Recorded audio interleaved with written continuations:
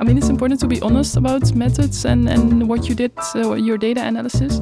But I think it's also important to be honest and transparent about how you interpreted the results, how you came to your conclusions, and how you embed your study in the literature. So, welcome to the Reproducibility podcast, an open science podcast that features early career researchers in the reform movement of science.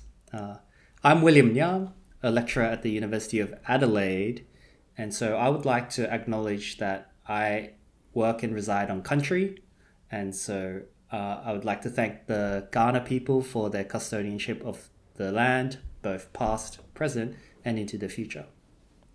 Today, I'm joined by a fellow steering committee member of Reproducibility, Lianne. Lianne, would you like to give your introduction of yourself to our audience? Yes, so I'm Lianne Wolsink. I'm a PhD student in cognitive psychology at Ruhr University in Bochum in Germany. I'm originally from the Netherlands, and since about 2 years I'm organizing the reproducibility in Bochum. And I'm also part of the steering committee now. What was your experience like organizing the reproducibility in Bochum? Really good, actually. It's really nice to have a place to talk about these issues, and nice to think about topics to discuss, and that we're also really free to decide what we want to discuss. Yeah, do you have some favorite topics that you've discussed recently? What I like to discuss was the topic about p-hacking, because we talked about p-hacking strategies and what they actually do, because you might wonder, what is the problem like with p-hacking? What does it do? So it was interesting to talk about it, to see how it affects like false positive rates. And yeah, that was really interesting. We also had a session about data visualization. That's also always nice to talk about. Yeah, there's a lot of good work out there to cover. Yeah, very cool. Mm-hmm.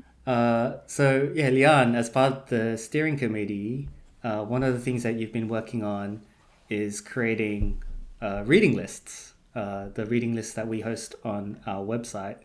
Mm-hmm. So the aim of this podcast, the topic of this podcast, is those reading lists and talking about what we've collected so far, what we've made, and why we think it's a useful resource. So I guess for our audience, I'll share how the reading lists sort of started.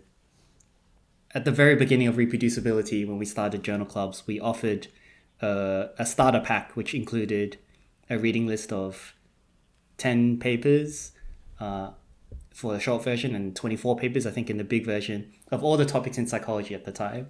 And then so when I joined the steering committee, those reading lists needed a bit of an update, and it felt like they were too broad. That was covering, because the reform movement, the reproducibility crisis, is so complex and wide and broad now that it felt like we weren't capturing it all. Mm-hmm. So we started creating our own reading list, including a new 10-week starter. Those reading lists are hosted at https://rpt-rl.netlify.app. But the easy way to get to it is to go to our organization's web page, reproducibility.org, and it's in the top menu on the website. And some of those other reading lists we've got include the reading list I created on preregistration and theory in psychology. We have some reading lists on general science and lazy science from David Smales, peer review by Mario Maliki, and now we have 2 great additional reading lists, one on replications in psychology and one on scientific communication, made by Lianne. I guess what was your perspective on those reading lists? What did you think they were good for? When I started with the steering committee, I wanted to work on creating new reading lists, and I was looking at the reading lists that already existed, and I thought the topic of replication studies was largely missing from these reading lists. And I think, well, since it's a replication crisis, I mean, maybe valuable and important to have a reading list specifically on that topic. So that's when I started with the replication reading list. So the other reading list on scientific communication, just came about almost effortlessly. So I wrote down a couple of topics that I found interesting and a couple of articles that I found interesting and also valuable for adding to a reading list. And then they happen to be all within the topic of scientific communication. So that's how they came to be. Yeah, really cool. And I noticed that some of your reading lists, like you've included a summary alongside the actual papers that you've linked and a few resources that are attached to the particular papers. So that's really helpful for journal clubs to take on and read the paper and to explore further if they wanted to read more. I think that's also the good part about the reading list. It's that it's not just a collection of articles. It's also the summary and the keywords and the links to resources. So it's really meant to get you started with reading literature. Yeah, when I created the theory and psychology reading list, I created it in a way where I felt like it started at a beginner's level sort of, this is the first paper you should read, and then we move through the topics, and we even have we have them organized by categories, right? Themes as well. So of course these are just recommendations, suggestions, but we put a bit of time together to make these reading lists sort of flow. And I noticed that in your reading lists as well, and on replication and scientific communication. That's true. So for example, the replication one, it starts a bit general, broad, with what is replication, what kind of types of replications are there, and then it goes further into, for example, low replicability and how to explain low replicability, and then it goes on to other topics that are maybe not so typical related to replications, but are still somehow important. So, for example, efficiency, research waste, and also citation patterns after replication failures. And I wanted to include these topics because it's also meant as some kind of inspiration for journal clubs. If they are kind of running out of topics to discuss, then I mean, there are always more topics to discuss, but you may not think about them right away. So these reading lists are also meant as an inspiration for topics that you could also discuss. Yeah, it gives the journal clubs a sort of a term, let's say, that they can go through this topic and work through it together, almost like a syllabus. So that's really fun. I wanted to ask you how your approach to the reading list, because I think that would be very interesting for our listeners and for myself, because I want to compare what we both did, what we did the same, what we did differently. What was your approach to making these two reading lists? Well, actually, the approaches were quite different for both lists. So, as I said, for the scientific communication, I already read some of the articles, and it just kind of came together. For the replication study list, it was also for me, it was quite a dive into the topic. I didn't know much about it, and I wanted to learn more about it. So, it was also a learning process for myself, and I just started with reading the basic papers, for example, the one by Schmidt or the one by Zwaan. And then I just got further into it, and I tried to select the articles that are maybe the most well-known or important. I mean, it's still selection, so it's not like we select we don't select the best articles or something. We just select 10 articles that we think are important and valuable and informative. But there were many more articles that I read actually. But eventually you have to make a decision. I found the same thing with my reading list for the preregistration and theory and psychology. I read way more than the 10 papers, right? But the goal was to make something useful and to synthesize what I had read into something consumable in 10 papers. I remember when I released the Theory in Psychology reading list on Twitter at the time. It was the 10 papers. Everyone comments were like, "Oh, you forgot this paper," and you forgot that paper. And I was like, "Yeah, I read those, but I didn't want repetition in the reading list. So I picked what I thought was best. I wanted a balance. So that was kind of funny." Yeah, I mean, there will always be articles that could have been in there, but that didn't make it. I mean, yeah, sometimes I snuck the extra articles into the additional resources because I couldn't let go of them, so I hid them there. But yeah, it's interesting because I'm not sure if you've thought about this, but for me, it felt like a meta-analysis. So in qualitative psychology research, there is something called a metasynthesis, right? Where you put together sort of a meta-analysis of qualitative papers. You can look at you can aggregate the themes, or depending on what kind of qualitative analysis you do, put together the codes in all sorts of ways. When I was doing the reading list, I felt I was doing like a meta-analysis of the field, but in my own head without statistics. Just sort of getting a sense for what I felt was like a good paper or was a really important paper, like touched on a really important thing to think about, for example. Did you have those thoughts when you were going through the reading lists? Yeah, kind of getting an overview of the field, I think. I had the same. But I also got stuck a few times because I was reading articles, and then you look at the reference list and then you find more articles, and then you end up with like a lot of tabs open and a lot of folders with downloaded papers. So it was also a bit overwhelming to do so. And I mean, you can go in, and that's also what I discovered for replication studies. The field is very quite complex, I would say, and very diverse. So there are a lot of different perspectives on the topic. So I really needed to focus on like replications in psychology and trying to keep it a bit comprehensive or clear as well. And I mean, there's also like this whole discussion in philosophy of science, I think, on replication studies, and I didn't really got into that because it was just too much. So it was a bit overwhelming, and I just hope that this list gives some guidance to others who are not so much into the topic, so that they don't have to get overwhelmed and that they don't have to figure it out all by themselves, so that they can use this list to get into the topic.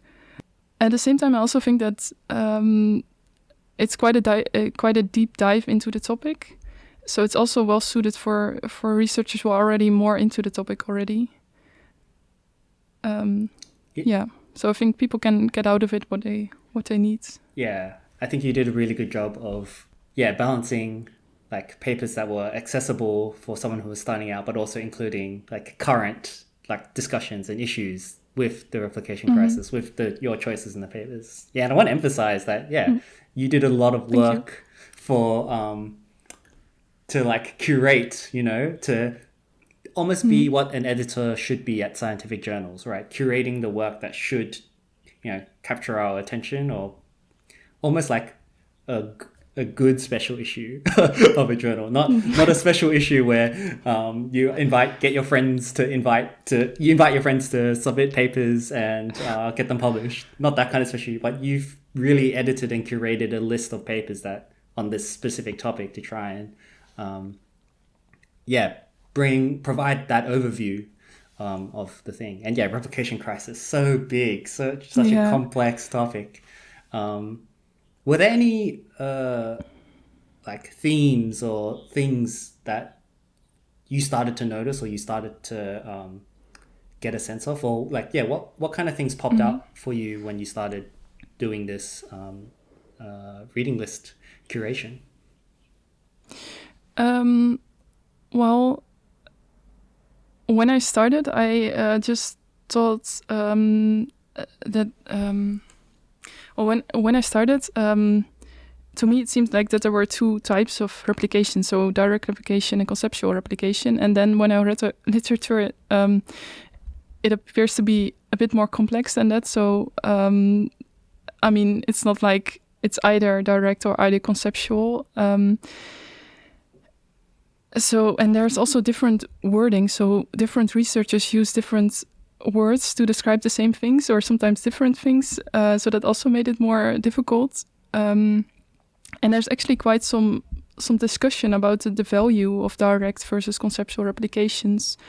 For example, this study this article by Stroebe and Strack, I hope I pronounced it right, that focus more on conceptual replications, but there's also a lot of criticism about this work because it's kind of like, how do you say it, underestimates the value of direct replications. At the same time, I included this paper because I think it's nice that it's a good paper to kind of show that exact replications do not exist in psychology, especially in social psychology, because there are always contextual factors involved. But there's like this discussion that makes it difficult. I mean, there are different researchers with all different opinions. Yeah, I think you're touching on a real challenge for psychology as a field, right? Like, you know, how do we evaluate research? What does replications, what role does that play in how we evaluate our research and our understanding? You know, I think we had a tendency to binarize a lot of things, dichotomize things. So we like, this replicates, this doesn't replicate, this, but, you know, I've picked up the term epistemological anarchist it's about Paul Feyerabend. Anyway, the point is that, you know, the world is more complex. Psychology should reflect on how complex the world and the phenomena that we're measuring or trying to measure actually is. So we should be like thinking about in terms of, should we be expecting all of our things to be replicating all the time? Or maybe we've only carved out a little bit of the experimental space that, you know, that we can explore with our experiments, yet there's other areas of the experimental space where effects aren't as big or do not replicate, or, you know, so on and so forth. So we're actually testing things at the boundary conditions, testing things, you know, right at the edges, rather than, you know, getting a really clear model of the phenomena. Yeah, so I feel like your reading list touches on these real tensions that are actually happening right in our psychology field, as we as a field in the reform movement try and grapple with understanding what is the best way to do research and to evaluate research. So that's very cool. Yeah, I think you're also touching upon the another issue, and that's about low replicability. So how bad is low replicability actually? I mean, is it bad if studies don't replicate? Or, I mean, I think that's a study about this efficiency. Low replicability can support robust and efficient science, so that sometimes you don't need to replicate everything before publishing it, but sometimes it can actually make science a bit more efficient when you publish it before replication, and maybe risking the fact that it's a false positive or a not replicable finding. Yeah. But that's another issue. I mean, then you're also talking about research waste and progress in science, and that's, again, like a different topic. Yeah, so much, right? I almost feel like we might need to make more like sub-reading lists that branch off the main reading list somehow or something. That's very funny. Yeah, totally. I totally agree. And it's really cool that by creating this reading list, you've kind of got a sense for that. I want to remind our listeners that Lianne is, you know, a PhD candidate, an early career researcher. And it feels like you're already like super knowledgeable about this topic, which is great. Well, I just really like diving into this topic actually. Yeah. And getting to know everything. I mean, until it gets overwhelming and I get stuck. I mean, that's not so nice. But then, I mean, after all, eventually you kind of get over that, and it becomes a bit clearer. Yeah, I mean, absolutely an open invite to any of our listeners. If they want to submit a reading list, we can show people how to do it, what we're looking for, and you can try it yourself. I guess I have so many more questions. One is, do you have like a takeaway from the reading list that you want to sort of share? Specifically the replication crisis reading list? Yeah, I was thinking about that, and I think like maybe my main takeaway would be that it's just not an easy topic. I mean, it's just like my experience with making the reading list. It's just not easy to decide what to replicate, to design a replication study, and it's also definitely not easy to interpret findings from replication studies with regard to the original findings. So maybe that's the main takeaway. It's not easy. No, that's great. It's difficult then. I mean, I feel like that's an important, takeaway to have, that it is not easy. It is hard to evaluate science and evaluate replication. So yeah, that's great. But maybe also adding it's also worthwhile. I mean, we should do it still. I think that's also important to say. I mean, it's difficult, but it's valuable. Somehow it's always the difficult work in science that seems to be the most worthwhile. Yeah, I guess so. At this point, I also wanted to shout out our friends, our partners at the Framework for Open and Reproducible Research Training, more well known as FORT. They've created a replication database recently that they've started calling FRED, which is like archiving all of the original and studies that are trying to replicate those original studies. And they've kind of put them all in one place, and they've got some stats in there where they do some meta-analysis and some visualizations of the data. So I think that's really, really, really cool. It gives an opportunity for meta-scientists to try and code the studies.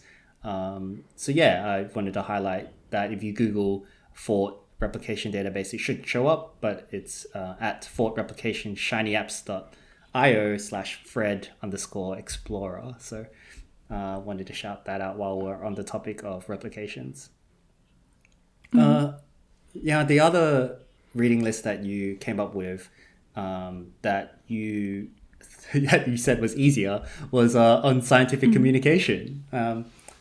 Funnily enough, the episode before this, you're not to know this, but we had Jamie Moffa from the In Plain English podcast talking exactly about scientific communication in that podcast.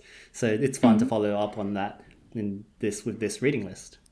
Yeah, what were your experiences making this particular reading list? Yeah, as I said, I already had some topics in mind. So regarding spin. So spin is the distorted reporting of results that could mislead researchers, which I think personally is really annoying. Actually, when you read a paper and you read you read the abstract, and then it looks all the results and the conclusions look all really nice and perfect, and then you decide, well, let's read the paper because the results seem so nice. So then you read the paper, and then you read the results, and then you don't really find what they claim to have found. So that's always a bit, disappointing as well. Then you somehow dissect the entire results section to find like the finding that they claim to have found. And it's really annoying, and but it's also misleading at the same time, because it's maybe we can talk about that a bit later. That it's also very misleading and can have some real consequences. And I saw that in a few papers lately, and that's also how I became more interested in this topic, in like this distorted reporting and spin outcome reporting bias. And then the reading list is also about citation bias. So how you can be biased in what you cite. And I mean, I guess we're all somehow a bit biased in what we cite. I mean, we all have our blind spots. So, but I mean, the citation bias goes even further into like totally neglecting and leaving out certain papers that do not fit your IDs, for example. This also distorts then the entire literature, basically. And then so the reading list starts with these problems in reporting and citation, and then it goes on into how to basically how to deal with it and how to solve it. And so for example, talking about intellectual humility, which I think is a great paper. It basically says that we should be more humble and more transparent and honest about our own research, and that we shouldn't hype our findings, and that we just should. I think one of the main takeaways is that we just should be more honest and humble. Yeah, it's hard, right? It's such a we in Reproducibility Adelaide that we just we've intellectual humility has come up a couple times, so we just started out our journal club. But it's funny how that is one of the first themes that comes out with these discussions. Like, there is the incentive structures which motivate this kind of like selling a very polished product, when the goal of science should be more aligned with a truthful, admitting the noise of or the lack of polish on a study. I mean, it's a really timely message, because there was the recent I don't know if you saw the recent retraction from Nature Human Behavior of that on replication, actually, that we can achieve high replicability in psychology. I'm sure our listeners who are up to date know the paper on the decline effect that was recently retracted. But it smells like there's a tricky balance between providing an impactful message, right? A message that you want to have heard and read and supported, versus the actual research and the data and what we do and like all of that. It's a very difficult challenge. I think so too. I mean, it sounds all very easy, like being more humble, being more honest, but like in practice, it's more difficult. And also, as you said, to still like give a clear message somehow. I mean, you don't want to write a paper and it's all just messy. I mean, you also want to make like clear points, and I think that's also why this paper on scientific writing is valuable, because it is about transparency and reproducibility, but then also about being clear and providing a clear message. So it is possible, I think, but it's difficult. I think scientists underestimate how hard it is to communicate research. And this is me being very biased, I suppose, but scientific journals or scientific papers are maybe not the best way to communicate science to each other and to everyone else. It feels like a very antiquated system, and scientists aren't receiving training on how to communicate their research, I guess, like not a lot. So I feel like, this is sort of one of those blind spots, one of those topics that people don't think about in scientific research or in academia. And then, it's hard. It's hard to really work at this skill of communicating really, really well. And so.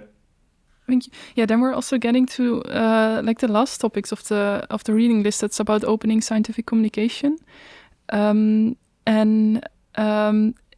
it basically says the same as you just said, so that this journal format is a bit outdated, and that we now have like more options. I mean, online to put like materials and supplementary materials online, for example, so that you can still make your paper a bit like clear and concise, but then still provide the information and provide the materials and extra analysis online, so that it is still there. I love when scientists do that, where they have like a blog post with like a little like okay, maybe the paper was a little bit confusing, or like there's extra stuff that I didn't get to add, and they write a blog post about it. I love Twitter threads, and then I love when people respond to Twitter threads about their papers, and like you get kind of see what happened or where they're coming from, and there's like more signal to evaluate the research and stuff like that. I want more scientists using YouTube or like, other formats of like Podcasts. spreading their research. Yeah, I mean, of course, hopefully scientists train a little bit more on how to communicate and have time and resources to do all of this. Of course, it's a very ideal solution, but it would be very cool to see that kind of more, for a lot of the reform that has happened in psychology, at least, have been about research methods and so on and so forth. I'd love to see more like reform, that same energy at how we value our research and how we, communicate it with the public and how we communicate it with each other and what we can do to innovate that space. Yeah. Yeah, that's also why I like this reading this, because it's I feel like this topic is a bit ignored sometimes in like the general discussion on reproducibility and open science. And I mean, as you said, it's mainly about like pre-registration and methods and flexibility in analysis. And I think it's also important to, it's important to be honest about methods and what you did, your data analysis. But I think it's also important to be honest and transparent about how you interpreted the results, how you came to your conclusions, and how you embed your study in the literature. So referring to the citation bias and citations. So I feel like this reading adds that to our our building like collection. Our growing collection of reading list. That's very cool. I love that. I really love that perspective, because I think you're right. There's been a lot of focus on the mechanics, I guess, of how we do our research, but there's other things that we should also be taking care of as well. At the same time, I was thinking recently. This is a little bit of an aside, but I was thinking recently of. Do you know the Better poster? Have you heard of this? The Better poster. So I'm not sure. I don't think so. So yeah, the Better poster was a template for conference posters.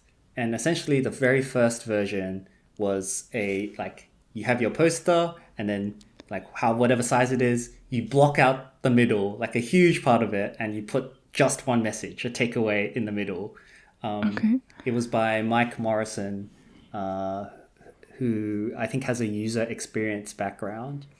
And, some people liked it, and it won a lot of awards and things like that. And some people really didn't like it. It was very divisive.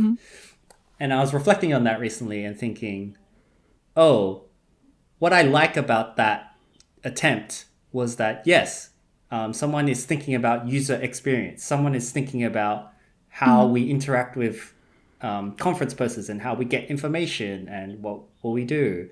And they're trying to do something. They're trying to create an innovation. I will admit, I was a little bit of a hater, because I was like, I don't like this.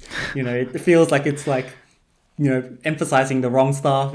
But I think to his credit, he iterated these posters and sort of tried to do research to show its evidence, like why it would be a valuable thing. I think that was his PhD. And so, yeah, I was reflecting, and I was like, I think we maybe as a field have a tendency to stick to some very typical ways, our traditional methods, and then when someone tries something different, we're willing to smash it down as quick as we can and find the faults. But sometimes I was like, in a good faith effort, they were really trying to improve how science was being done and being communicated, and we should actually think of it as an experiment and see how it went and try and see the value of it, what insights we can gain. So I think about that a lot. Yeah, I think also with this one sentence in the middle, that's then like the main takeaway from the poster, I guess. Yes, that's. Yeah, I think that's. On the one side, it's a nice idea to have like one clear message from a research. On the other side, I think it can also lead to some kind of spin or hype or trying to simplify your research. So I'm a bit. That's always like the question, like how far would you go? On the one side, you want to give like a clear message, but it could also lead to spin and overhyping. On the other side, you want to be like complete and give like a full message and be honest and transparent, but that can also lead to like a messy message and confusion. So yeah, it's hard. I don't know.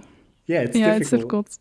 But hopefully readers who go through your reading list will get some, insights. And it's not like we're completely blind to this. There are some evidence-based approaches to trying to communicate science, right? People do research on this stuff.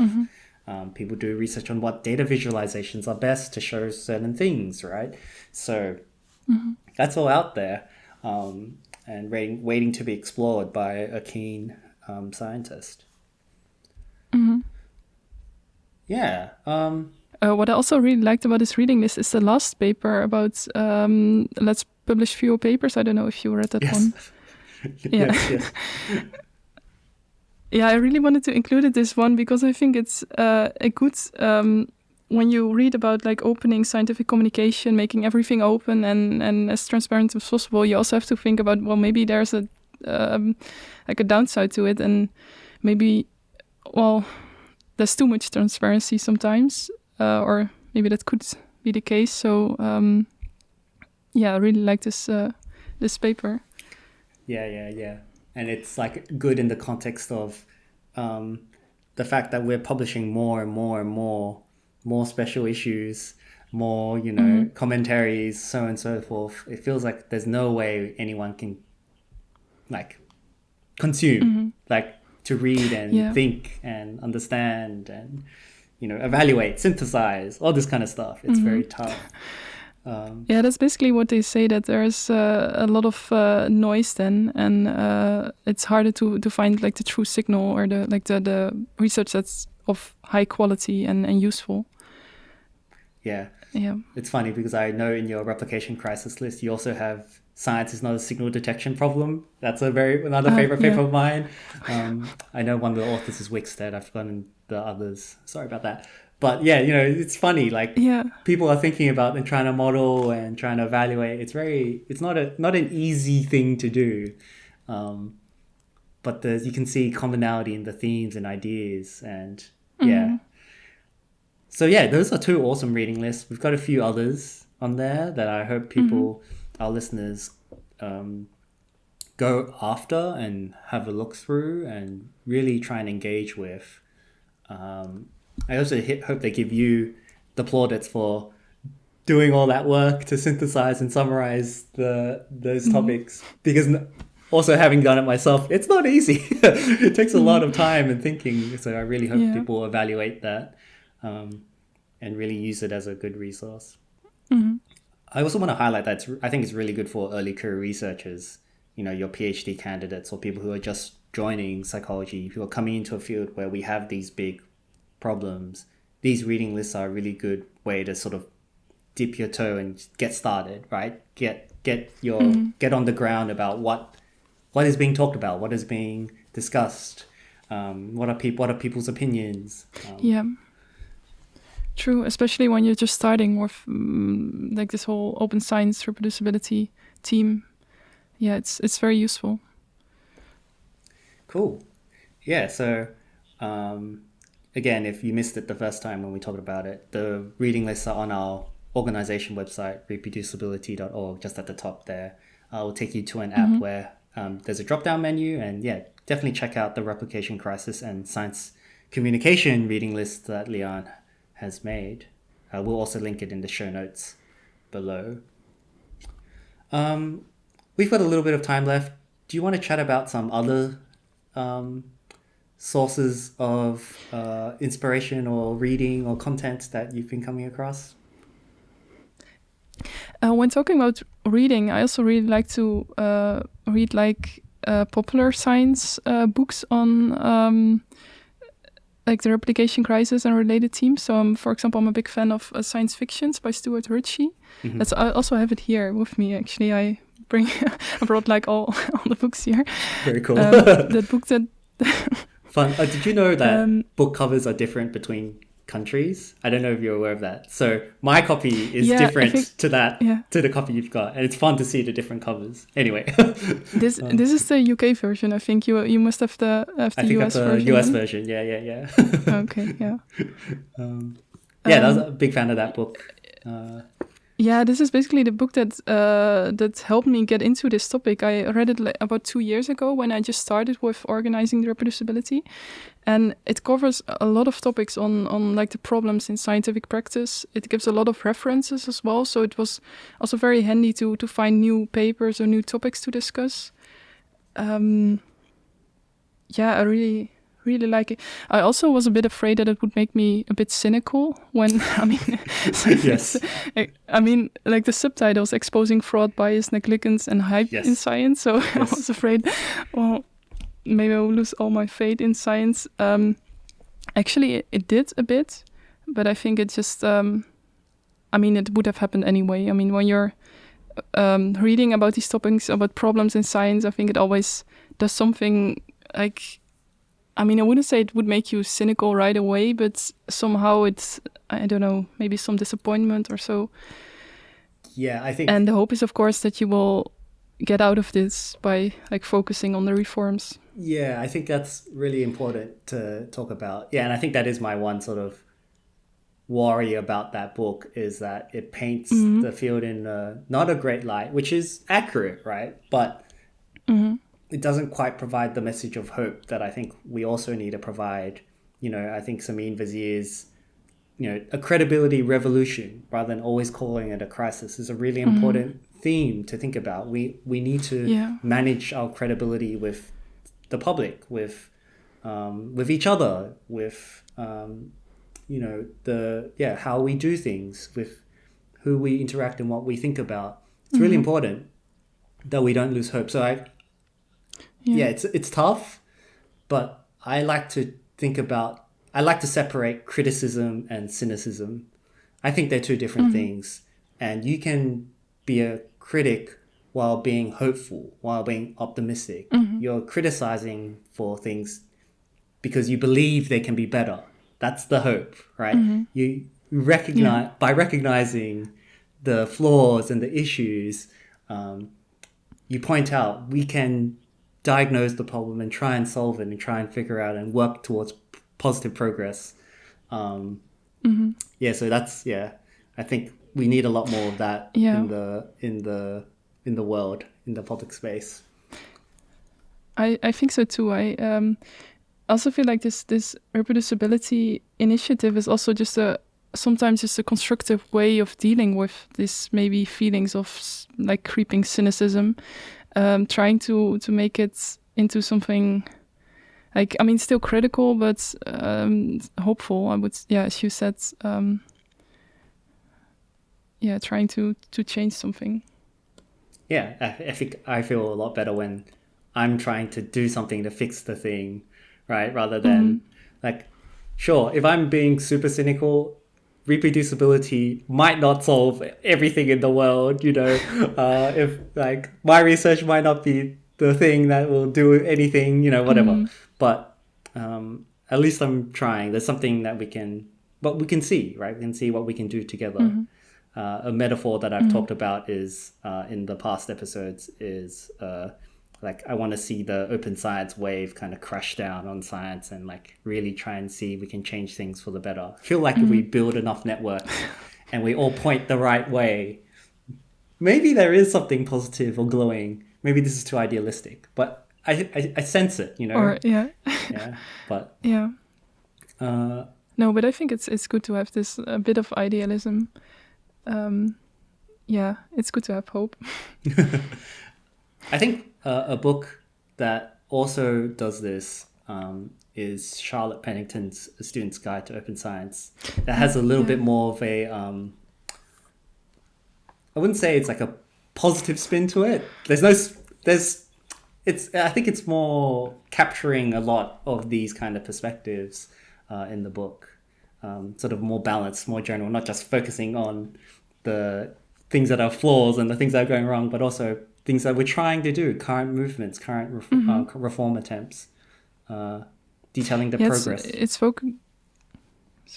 it's focusing more on these open science practices and what they are and how you should, like, for example, do a pre-registration. And so it's more of a practical guide, but it provides an introduction into replication crisis and events that led to this crisis.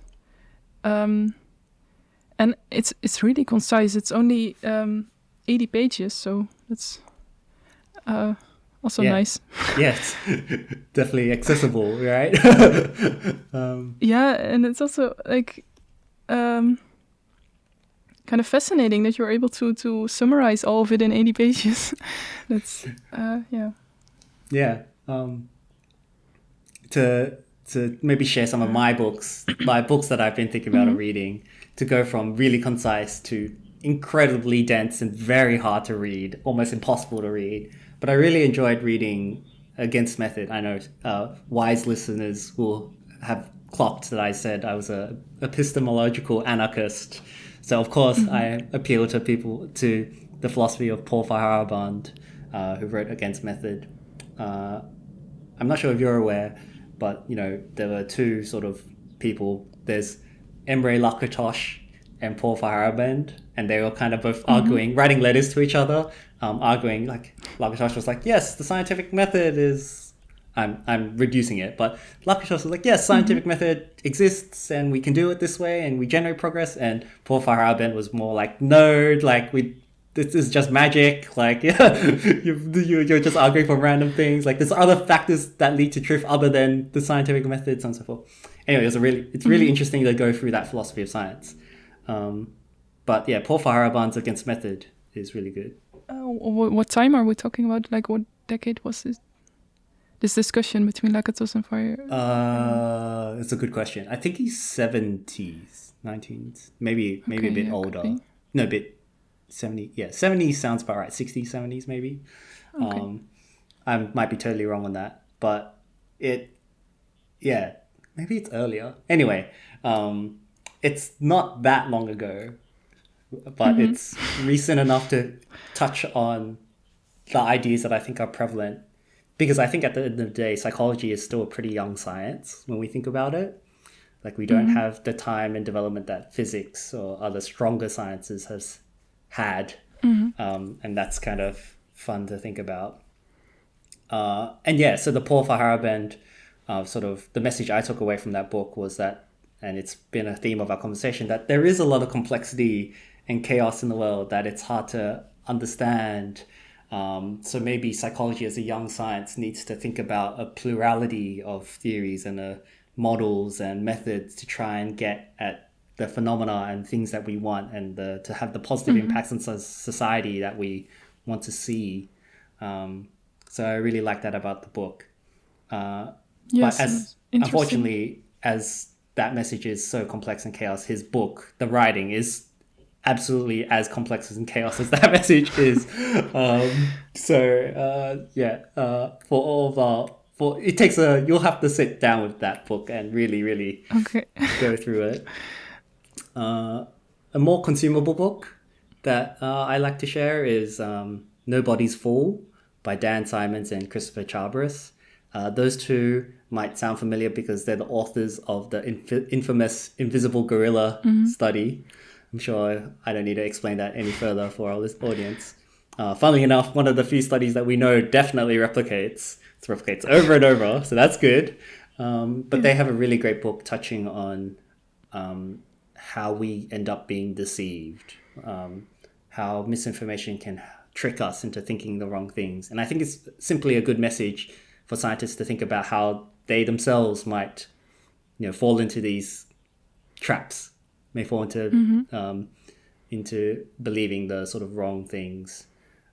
And also they provide, like, the second half of the book is like providing tips on how to avoid that, like things that you can do to try and limit the amount of, deception you find yourself under. Are they also specifically talking about science then, scientific practice? They balance in the paper they talk about examples based on their experience with attention and working memory. Actually, I mean, I meant like applying these topics to scientists and how they do their work. No, that's where they stop. That's where they stop in the book. They don't talk about the replication crisis exactly. They sort of more general population for general consumption. But maybe there's someone out there who's just had the spark to write a book about how scientists themselves end up believing in things that they get tricked by things. How they also get deceived. We're not perfect, rational machines that can figure that out. Yeah. Well, that's one of the topics of science fictions. Talking about bias and negligence. Yeah. So, I guess this is a good place to maybe sort of end our podcast episode. I do want to shout out Fort again for their replication database, but also that they're running project summaries where they summarize a lot of the papers that are coming out in this space. So you can go to their website, fort.org, FORRT.org, for brief summaries of a lot of the papers that are have been written on this topic. Are there any last things you want to mention before we wrap up? No, just if listeners or from the reproducibility community have any ideas for reading lists, as you said, they feel free to reach out and to if you have ideas for reading lists, but also if you have reading lists, if you made reading lists that you want to share, then feel free to reach out and we will have a look. Yeah, absolutely. And you found making a reading list a very worthwhile experience, I'm guessing. You feel like you grew and learned a lot? Yeah, really. It's also for yourself. It's a nice thing to do. I mean, it's fun to dive into the topic, but it's also you learn a lot about it. So it's very valuable. Yeah. So if you want to join us and help us create some more reading lists on some more topics, please reach out. So Lianne, where can people find you if they want to contact you or follow what you're doing? So people can find me on Blue Sky and on LinkedIn. That's basically it. Cool. And they'll know you from also your reading lists, hopefully. So I'm. You can find me on Blue Sky, william@bsky.social. But you can also email me, so william.nyam@adelaide.edu.au. Great. Thank you everyone for listening. If you want to start a journal club at your local institution, head on over to ReproducibiliTea.org, where you will also find our amazing collection of reading lists that hopefully will give you a start to learning a little bit more about the reform movement. All right. Bye, everyone. Bye.